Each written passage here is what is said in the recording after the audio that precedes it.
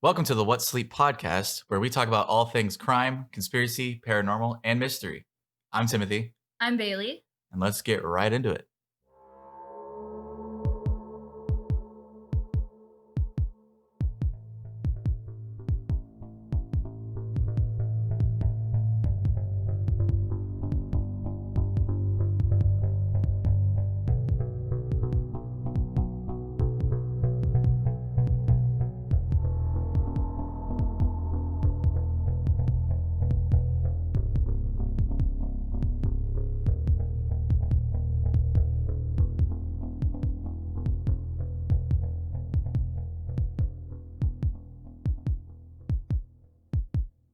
Have you heard of the murder house of H.H. Holmes?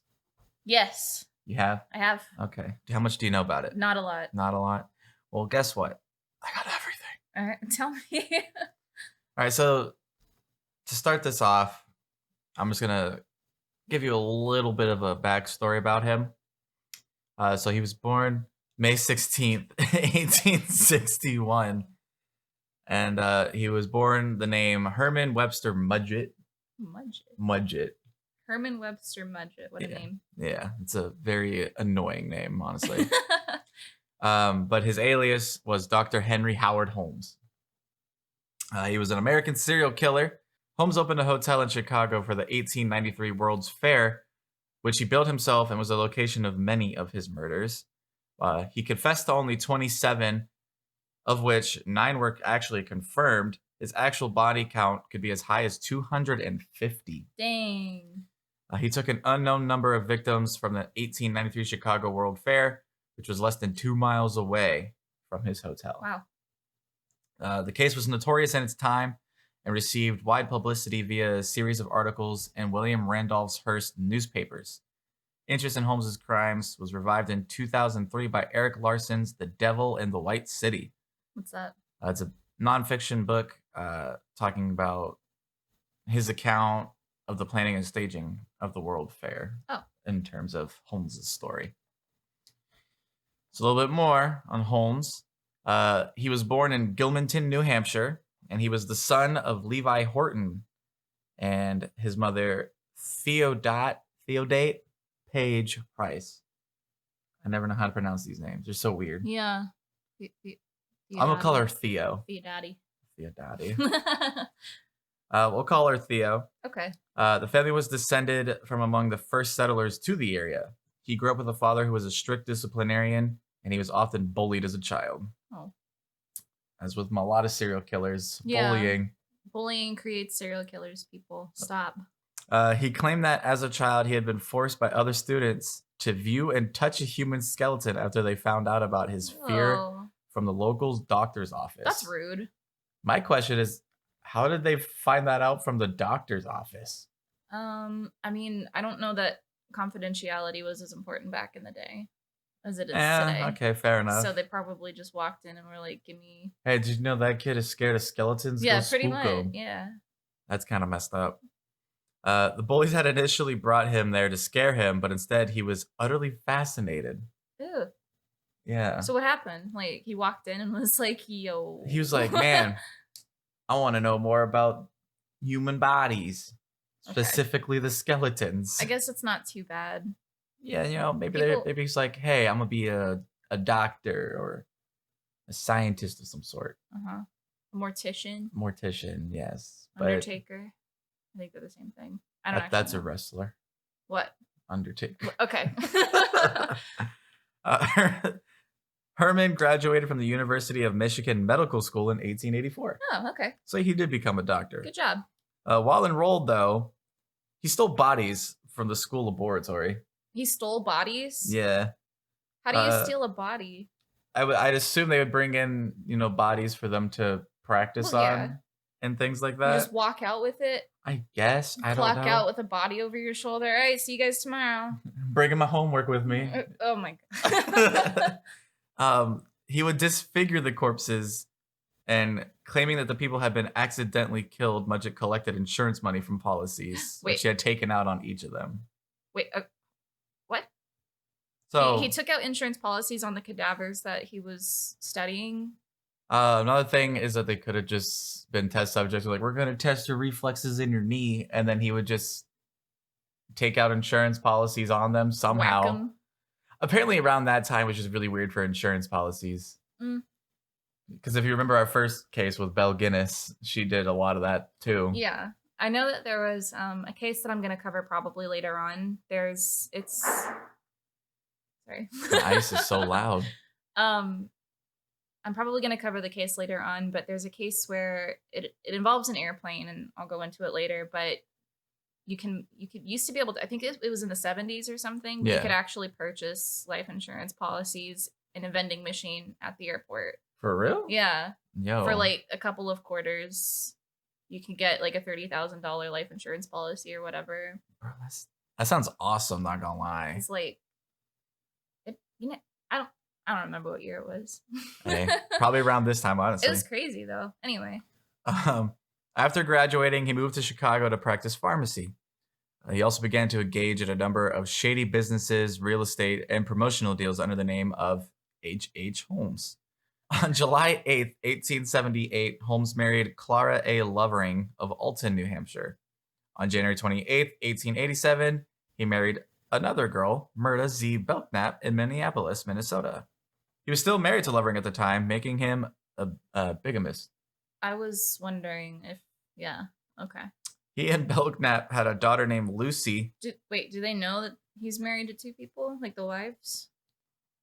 Possibly. I feel like keeping two wives from each other is a little difficult, especially when you have children with them. Well, this is before technology. True. I mean, he could have. I feel like that's a lot of work, though. Yeah. For little to no gain. But he did have a daughter named Lucy. She was born on July 4th of 1889 in Englewood, Illinois.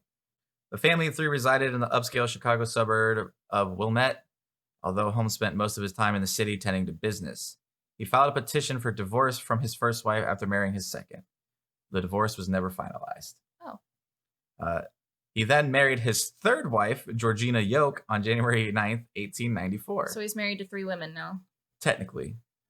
He also had a relationship with Julia Smith, the wife of Ned Connor, a one-time employee of his who later fled Chicago. 4 women. 4 women, yeah. I'm tired. And Julia actually became one of Holmes's victims. Oh, no. That's the 4th one, right? Yeah. Oh, my gosh. So, busy dude. Yeah. Doing insurance fraud, property shares. I don't practicing get as a pharmacist. where people get the energy to do anything, let alone have 4 relationships, go to school, become a doctor, become a pharmacist, run a hotel. Sorry, yeah. A murder hotel. A murder hotel, But, of all things. You know. Oh my God. So in this section, we're going to talk about, while he's in Chicago and his eventual quote unquote murder castle. Quote unquote. That's what it was. While in Chicago, Holmes came across Dr. Holton's drugstore. It was located at the corner of Wallace and 63rd Street in the neighborhood of Englewood. Holton was suffering from cancer while his wife minded the store. Through his charm, Holmes got a job there and then manipulated her into letting him purchase the store from them. The agreement was that she could still live in the upstairs apartment even after Holton died. Once Holton died, Holmes murdered Mrs. Holton and told people she was visiting relatives in California. As people started asking questions as to when she would be coming back, he elaborated the lie and told them she loved it so much in California that she decided to live there. Okay. So, what I'm noticing from these cases that we've been doing is that these crazy murder people are super charismatic. Yeah, charismatic. Yeah, she just left. They have the ability to convince people of anything. I don't know how. It's a skill. Apparently. You're born with. I don't think anybody could ever develop this skill. That's too much. It's too much. I mean, he did have 4 wives. Ladies in his life. A child. As well as doing all his other extracurricular activities. Extracurricular activities. So I guess he had a lot of time to hone his charisma stat.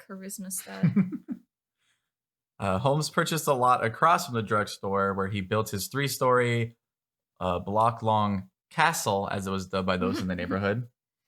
It was opened as a hotel for the World's Columbian Exposition in 1893, with part of the structure used as commercial space. Oh. The ground floor of the castle contained, aside from Holmes's own relocated drugstore, various shops. There was a jeweler in there, actually. While the upper 2 floors contained his personal office, as well as a maze of over 100 windowless rooms with doorways that would open to brick walls, What? oddly angled hallways, stairways to nowhere, doors that could only be opened from the outside, and a host of other strange and labyrinth constructions. It's like the Winchester home. Yeah, actually. That's crazy. It's like, honestly, this is like straight out of a horror movie type of thing, where it's just constantly changing on you. I would hate to be lost in here. It sounds like it's not very hard to do. Oh, yeah. I mean, could you imagine like escaping from him and then just trying to open a door you think is the way out and there's just a brick wall Bam, right brick there? Wall. Nah, I'm good. Holmes had actually repeatedly changed builders during the initial construction of the castle to ensure that he was the only one who fully understood the design of the house he had created. I think I remember that. He kept like changing the blueprints and he was the only one that I feel like even then I would get confused. If I was doing that, I would get confused onto what's actually being built or what has been built or whatever. Right? I mean, just think Very about being like one of the calculated. last construction people to work on this place. And you're like, I'm going to look around this place. And you just see all this weird stuff. Right. And no one did anything about it. Very calculated. Over a period of 3 years, Holmes selected female victims from among his employees, many of whom were required as a condition of employment to take out life insurance policies for which Holmes would pay the premiums but also be the beneficiary. So then there's no point in taking a life insurance policy then? Yeah. Like literally 0 point. Well, I guess if he really needed the job, I guess. He would also take people who visited his hotel and would torture and kill them. Some were locked in soundproof bedrooms fitted with gas lines that permitted him to asphyxiate them at any time. Okay. So at what point when the construction workers were building this place, nobody, absolutely not a single person was like, hey, why are we putting gas lines behind the walls of this room? Why is there a whole floor of windowless rooms here? Why am I putting a brick wall next to this door? I don't know, man. But the gas lines, nobody was like, why are these going here? That's fine. Whatever. Yeah, I don't know. It's like literally just doing research for this is just like, what happened? How did no one think this was suspicious in the lightest? Oh, that's like my case. Ooh. Good segue. I'm excited. Some victims were actually locked in a huge bank vault near his office. He could sit and listen as they screamed, panicked, and eventually suffocated due to the fact that the vault was soundproof. Absolutely terrifying. Yeah. That's terrifying. So he is just for fun. Super sadistic, yes. That's like his ambient music in the background while he's working. You know, some people listen to jazz, you know, others they like their classical music. He just likes to hear the screams of people slowly running out of oxygen and hearing them suffocate to death. I don't know what's wrong with people's brain. Yeah, I don't know, man. So it does get worse. The victims' bodies were actually sent to a secret chute down to the basement, where some were meticulously dissected. He had like little areas where he could literally just dump the body down a chute. All over the hotel. And it would just fall down to like the basement where he could later retrieve the bodies. That's disgusting. Yeah.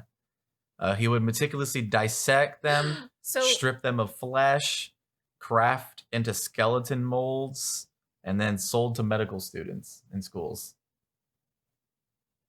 Yeah. So my thought during all that is, can you imagine staying in your room at this hotel and honestly, it's the middle of the night and you hear behind your wall just a swoosh and not knowing it's somebody's body getting launched to the basement? Horrifying. I couldn't imagine just waking up to hearing thuds going up and down your wall. I didn't like saying that because it's so ridiculous. But it happened. But it's a real thing that happened. Okay. Yeah. Um, Holmes also cremated some of the bodies or placed them in lime pits for destruction. Holmes had 2 giant furnaces as well as pits of acid, bottles of various poisons, and even a stretching rack. Yeah. Like, You know, like that little like medieval like device that would literally stretch it till you pop, essentially. Through I'm not the gonna lie, some days I need that. My back hurts. I wake up in the morning. I just need to stretch. Okay, I'm not. Through the connections he had gained in medical school, he was able to sell skeletons and organs with little difficulty. He sold To who? organs, just like medical schools Oh yeah, sorry. and like You said that. people. But why did no one question, hey, where are you getting these skeletons and organs from? What? I have my sources, is what he would say. Very charismatic. Oh, I've got a distributor. My hotel and their bodies. They're all organ donors. It's okay. Oh. Holmes picked one of the most remote rooms in the castle to perform hundreds of illegal abortions as well. Oh. Some of his patients died as a result of his abortion procedure, and their corpses were also processed and the skeletons I don't sold. think he was qualified. He was qualified. Well, technically, but it still doesn't. Hey, I'm gonna do abortions on people In my hotel. in my own way to do it. That's weird. He didn't get away with it entirely. He did end up getting captured and arrested. Following the World's Fair, with creditors closing in and the economy in a general slump, Holmes left Chicago. He next appeared in Fort Worth, Texas, where he had inherited property from 2 railroad heiresses' sisters, one of whom he had promised marriage and both of whom he murdered. Okay. There, he sought to construct another castle along the lines of his Chicago operation. Uh-huh. So, Oh, and that he'd wasn't going to had- be suspicious to anybody? He's already been I caught guess. for one murder hotel, and he's like, I'm just going to open another one. It's okay. yeah. Apparently, the law enforcement in Texas was a lot better than that of Chicago. Okay. Because he did abandon the project, finding that the climate in Texas with the law enforcement was inhospitable. Sure. You mean they're not going to let you get away with murdering hundreds of people in your new Yeah, murder apparently hotel? they're not for that. Who would have known? He continued to move around the United States and Canada, and while it seems likely that he continued to kill, the only bodies discovered which date from this period are those of his close business associates and 3 of his associates' children. Mm. He was captured and arrested.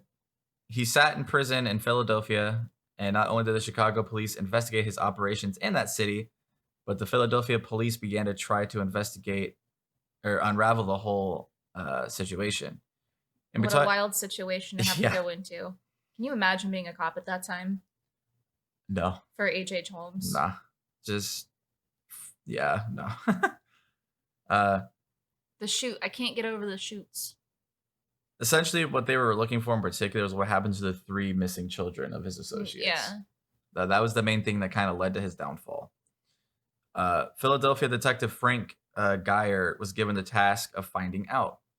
His quest for the children, like the search of Holmes's castle, received wide publicity.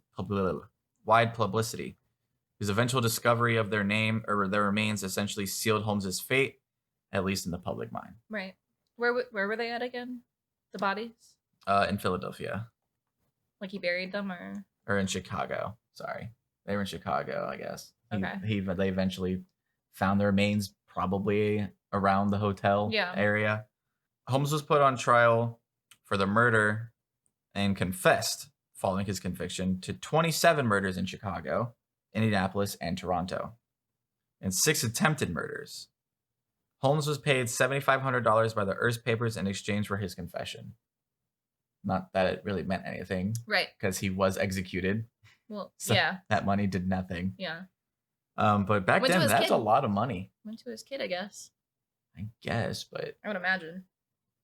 what is that? I think back in that time, Oh, I this have has no like the idea. same spending power as like 250,000, I have no idea. something like that, some crazy amount. So I just think that's crazy that they paid him that much for a confession. Yeah. Well, you said it was the newspaper, right? Yeah, So the rights to his story, I imagine, is what they wanted. yeah, probably. I mean, it's one of the biggest serial killer cases in history. One of Yeah. them. Yeah, but in typical serial killer fashion, other than like a few select cases, he had very contradicting stories. Of course.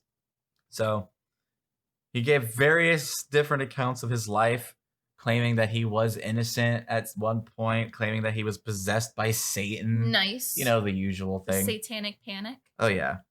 His facility for lying has made it difficult for researchers to ascertain any truth on the basis of his statements.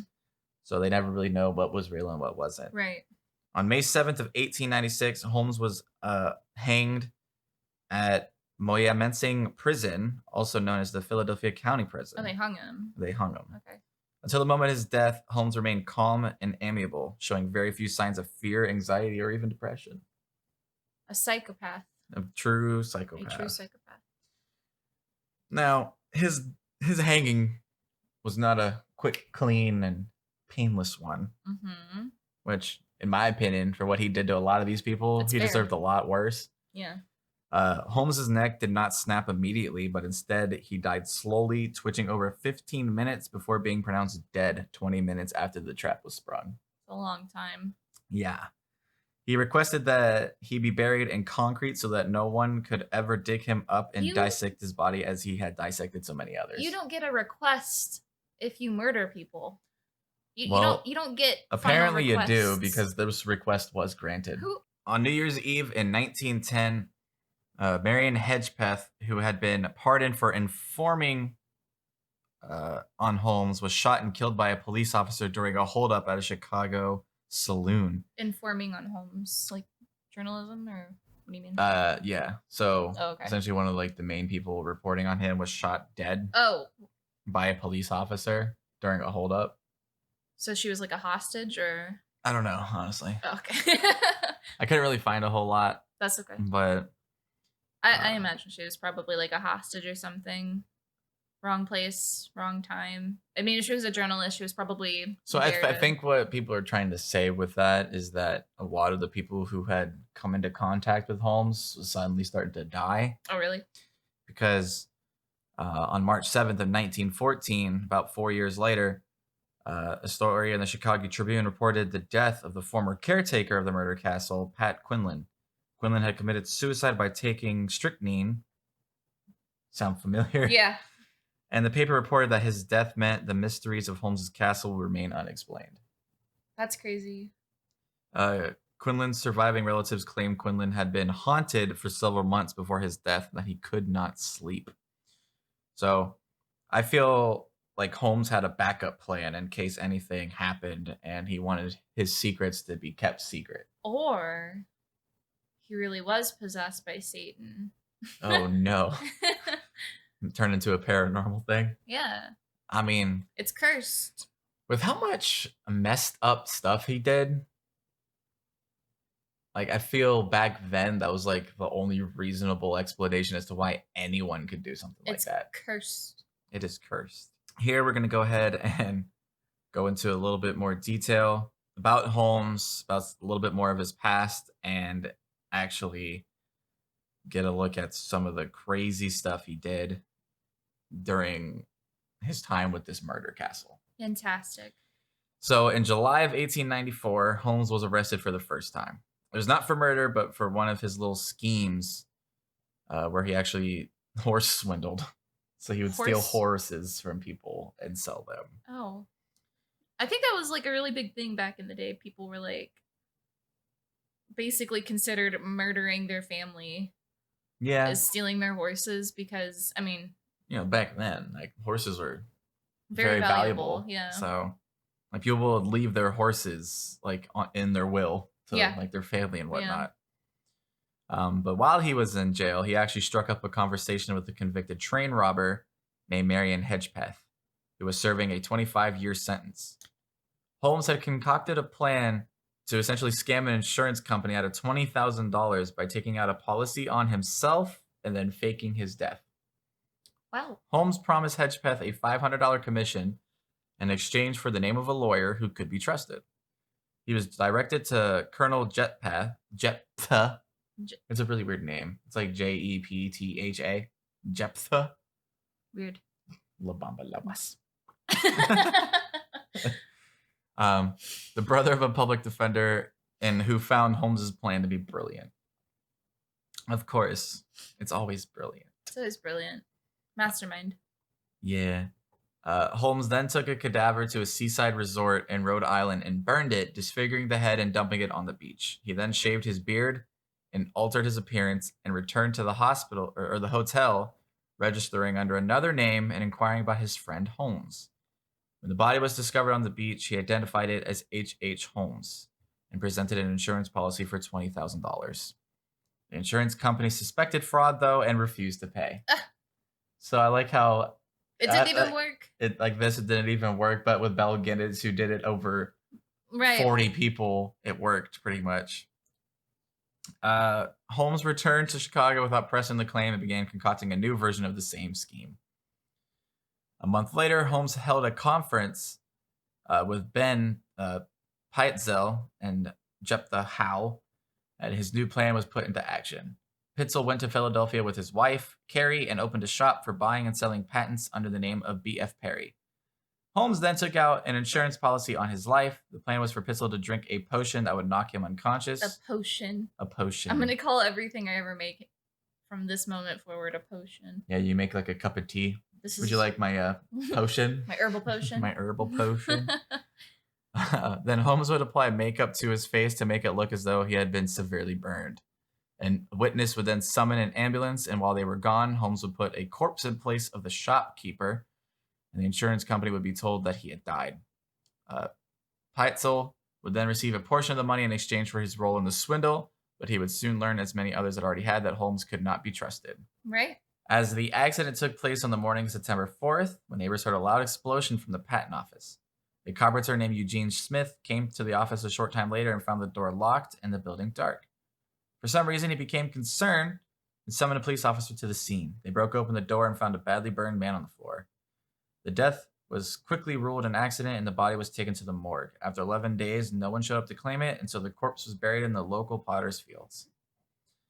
Days later, the police learned that the dead man was Peitzel and had come from Philadelphia to St. Louis, and the police of that city were asked to search for relatives. It was Peitzel?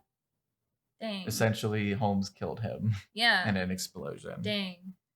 Within days, attorney Jephthah filed a claim with the insurance company on behalf of Carrie Peitzel and collected the money.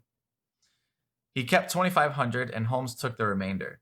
He later gave $500 to Miss Peitzel, but then took it back, explaining that he would invest it for her. No. Oh, that's what?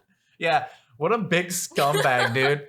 Like, for no reason, he's like, here's some money from your husband's death that we set up together, but I'm gonna take it back and I'm gonna invest it for you.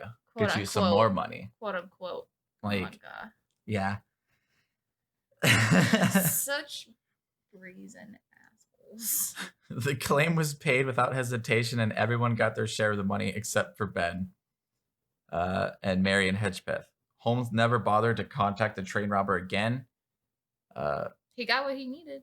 Yeah. Hedgepeth did not appreciate that, though. Oh, I bet. So he brooded over this a while and then decided to turn Holmes in. He explained the scheme to a St. Louis policeman named Major Lawrence Harrigan, who in turn notified an insurance investigator, W.E. Gary, and he then passed along the information to Frank P. Geyer, a Pinkerton agent, who immediately began an investigation. Ben Peitzel never received his share of the money either, but even if he had, he would not have been able to spend it. What Holmes had not told anyone was that the body discovered in the patent office was not a cleverly disguised corpse, but actually Ben himself. Yeah. So rather than split the money with him, he decided, I'm just going to kill him outright. Yeah, I needed a cadaver anyway, right? Like. So he had killed him and then burned him so that he would be difficult to recognize. Holmes actually kept his part of the plan a secret, as he and Georgina were now traveling with Carrie Peitzel and her 3 children. What a psycho. Yeah, dude. What a psycho. She had believed that her husband was hiding out in New York. Oh my. The group was last seen in Cincinnati and then in Indianapolis on October 1st. Carrie was then sent east, and the children were left in the care of Holmes and Georgina. Holmes made arrangements for Carrie to meet him in Detroit, where he assured her that her husband was now hiding. He arrived in Detroit several days before the appointed time and put the 3 children into a boarding house. Okay. Then he went to Indiana and returned with Georgina and installed her in a second boarding house. Okay. He separated them. Yeah. When Carrie arrived, she lodged in yet another establishment. Then he began moving about the country, apparently aware that the Pinkerton detective was on his trail. The journey lasted for almost 2 months, but on November 17th of 1894, Holmes turned up alone in Boston and was arrested and sent to Philadelphia. Bam. As fate would have it, though, he was actually not arrested for the insurance fraud, but for his horse swindling. Yeah. He was given the choice of being returned to Texas and being hanged as a horse thief, or he could confess to the insurance scheme that he led to the death of Ben Peitzel. Horse swindling was a big deal. Oh yeah, it was. Like you would just it, die dude. outright for stealing a horse. That is insane. Of course, he chose the insurance fraud and was sent to Philadelphia. On the way there, Holmes offered his guard $500 if the man would allow himself to be hypnotized.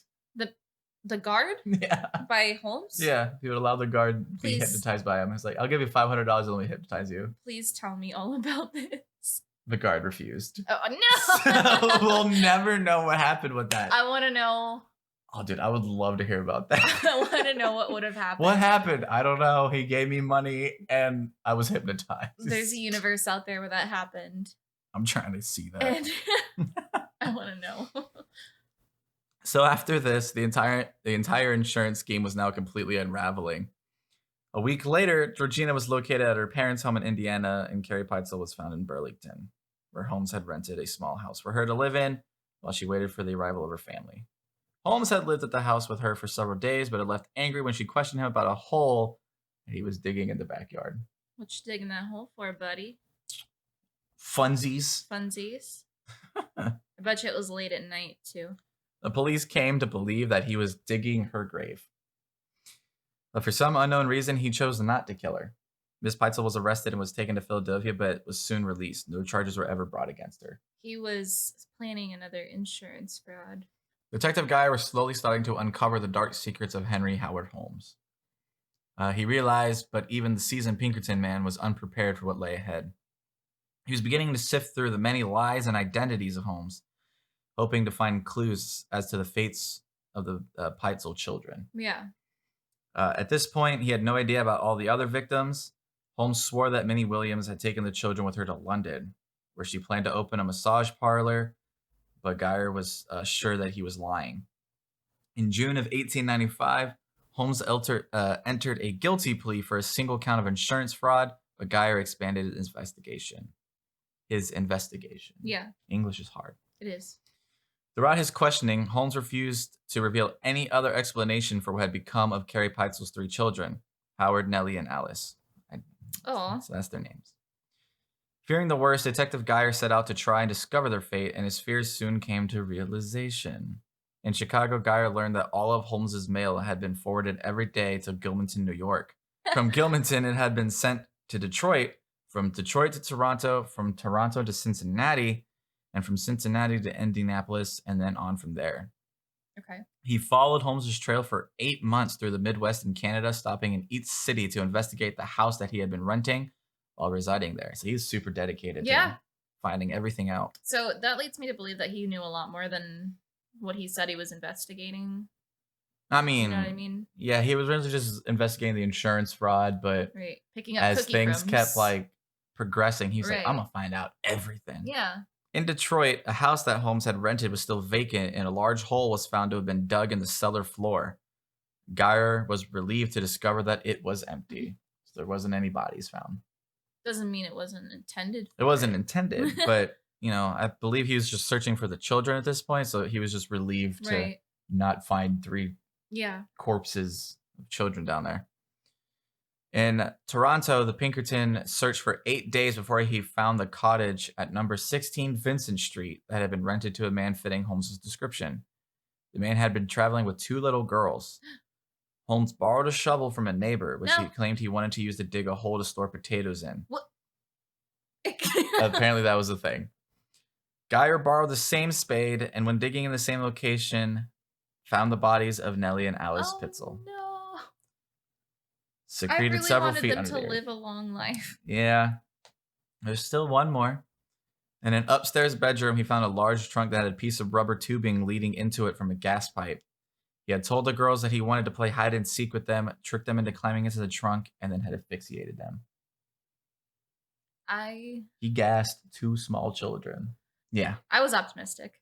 Yeah, we all were. I was I was hoping. really hoping that, he was just gonna let the children go, but fortunately not. Did he even get it? Well, I was gonna ask if he even got anything out of it as far as like insurance or anything, but I guess if he's a serial killer who enjoys, I just think he just really enjoyed that, yeah, doing that to people for whatever weird reason.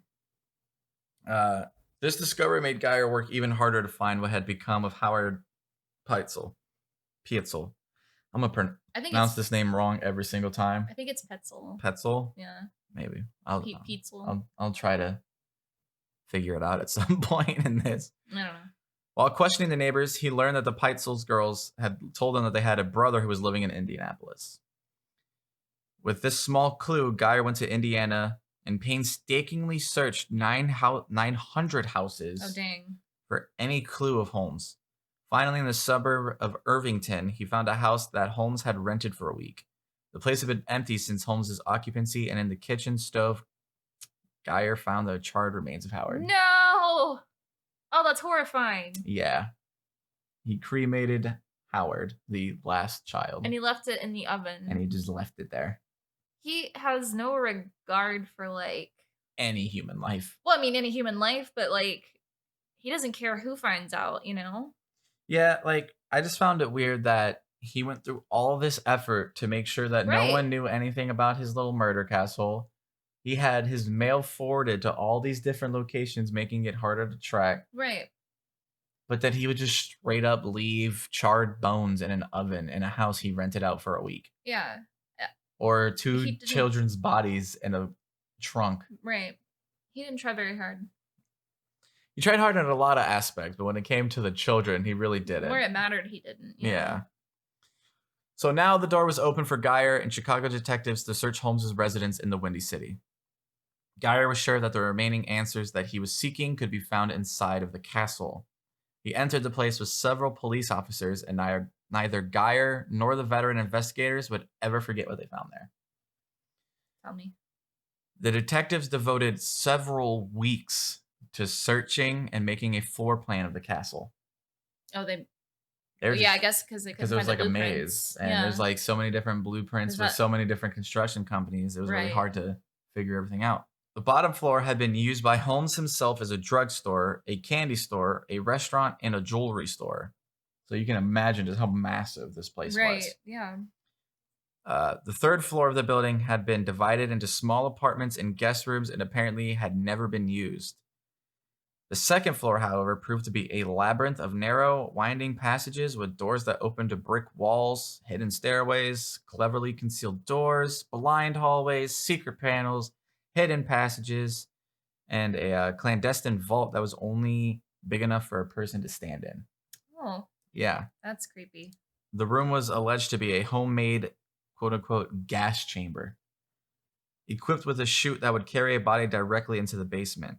The investigators suddenly realized the implications of the iron plated chamber when they found the single scuffed mark of a footprint on the inside of the door.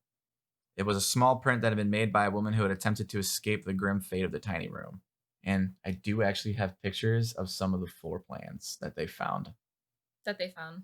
that they like kind of like drew up, Yeah. talking about Oh, all okay. these different rooms. Yeah. Shut up, ice maker. It's so creepy. Yeah. Is it still standing? I think we'll get to that though. As far as I'm aware, I'm pretty sure it got torn down trying to find remains of people. It's horrifying. So I don't think it's there now. I think there is something else that took its place though, that was built on top of it. Yeah. I can't remember what exactly right now. Pretty sure I wrote that down, but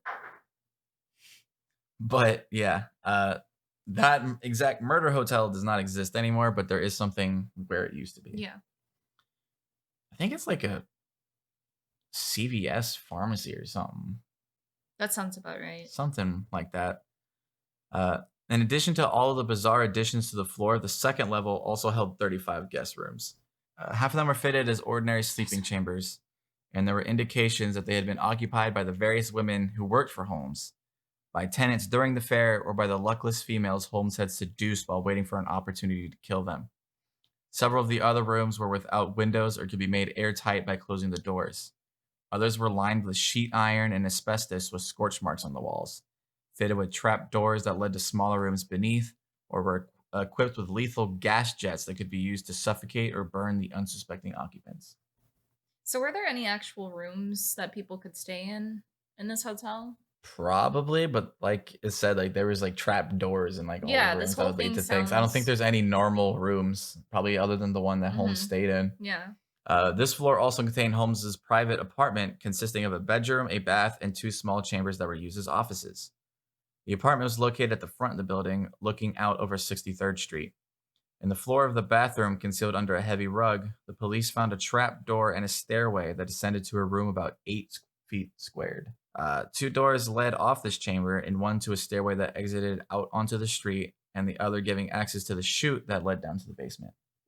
The quote unquote chamber of horrors in the basement stunned the men even further. Here they found Holmes's blood spattered dissecting table and his laboratory of torture devices, Ooh. sharpened instruments, and various jars of poison. They also found the acid vat in the crematorium, which still contained ash and portions of bones that had not burned in the intense heat. Horrifying. Yeah, it's The whole thing. disgusting, It's honestly. gross, and I'm scared. Yeah. A search of the ashes also revealed a watch that belonged to Minnie Williams, some buttons from a dress, and several charred tin-type photographs. Under the staircase, Geyer also found a ball made from the women's hair that had Ugh. been carefully wrapped in cloth. Ew. Yeah. So that's a little gross. That's gross. Buried in the floor, the police found a huge vat of corrosive acid and two quicklime pits, which were capable of devouring an entire body in a matter of hours. Yeah. A loose pile of quicklime was also discovered in a small room that had been built into the corner. The naked footprint of a woman was found embedded in the pile. Of the quicklime? Mm-hmm.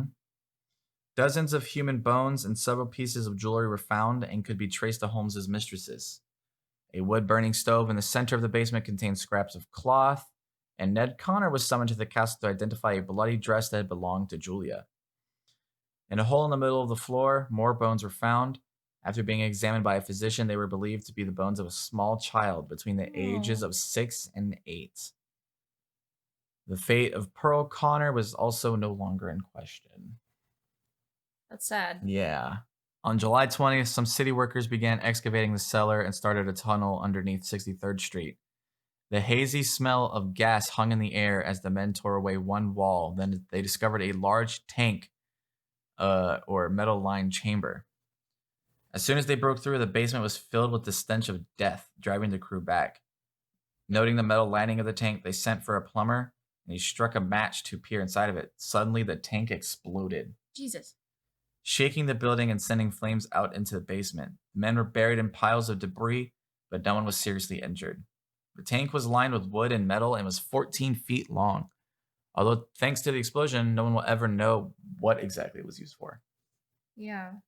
The only clue in the room was a small box that was found in its corner. When it's opened by Fire Marshal James Kenyon, an quote-unquote evil-smelling vapor rushed out. An evil-smelling vapor. Evil-smelling vapor. Okay. The gathered men ran, except for Kenyon, who was overpowered by the stench. According to the New York World, he was, quote, dragged out and carried upstairs and for 2 hours acted like one demented. So what was it? They don't know? I have no idea.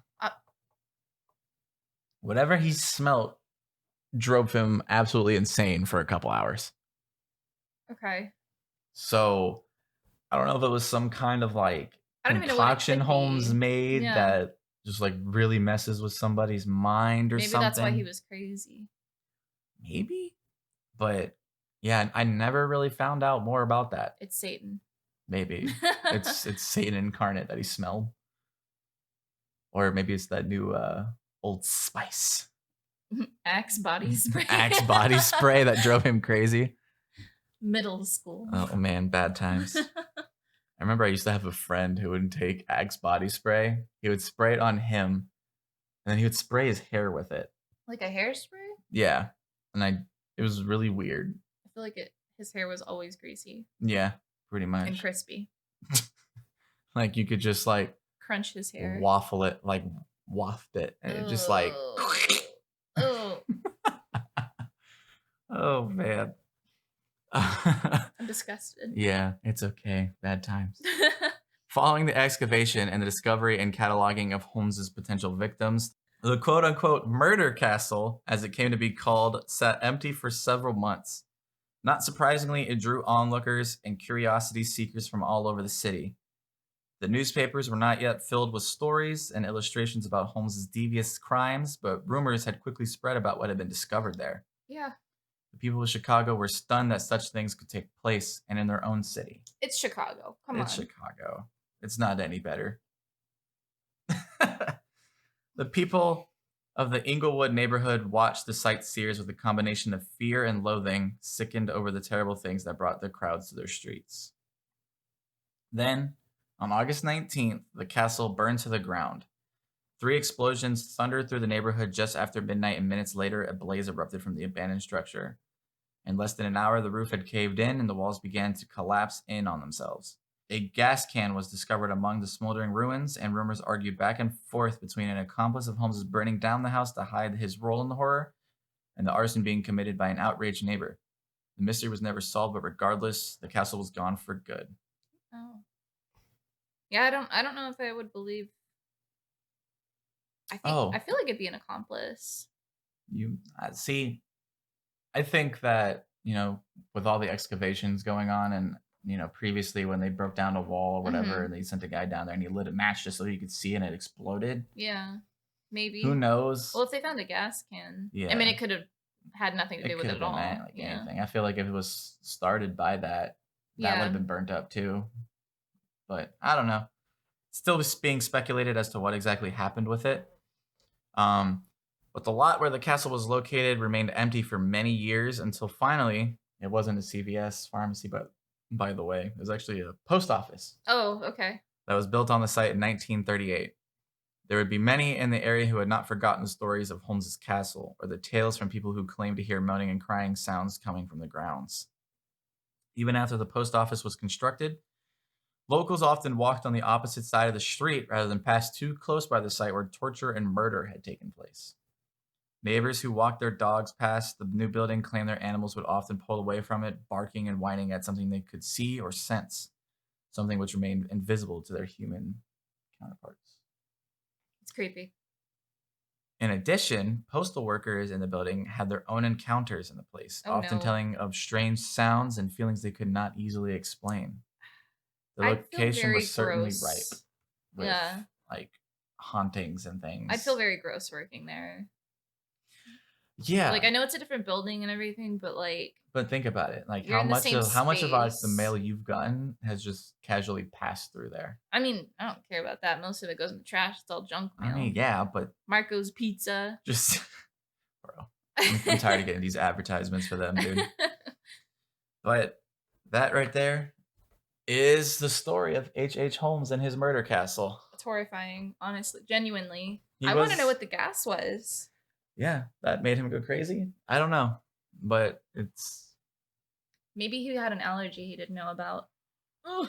Maybe he got rabies or something. I don't think you can get rabies Maybe airborne. It's the Resident Evil virus. No. Okay.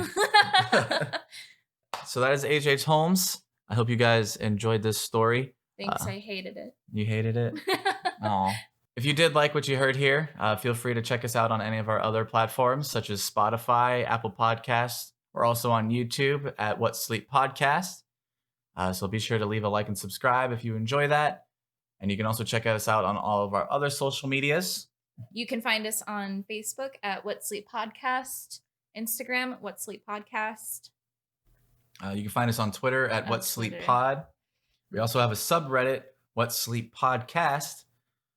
So be sure to follow us there for all of the little extras. There will be pictures on our Instagram of a lot of the floor plans of H.H. Holmes, as well as pictures of him and a picture of the murder castle itself. So be sure to check that out, and we will see you guys in the next episode. Bye!